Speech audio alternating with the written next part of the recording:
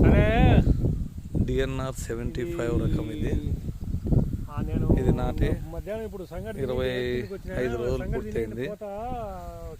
నాటిన తర్వాత ఒకసారి గంట గుళికలో అవి చల్లించినాను.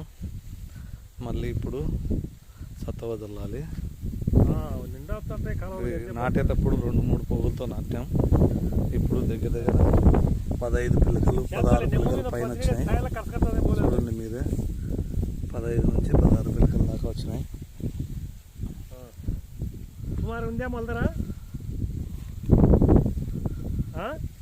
ఎవరన్నా డిఎన్ఆర్ 75 రకం కావాలనుకుంటే పండిన తర్వాత దీంట్లో కామెంట్ పెట్టండి, పంపిస్తాం.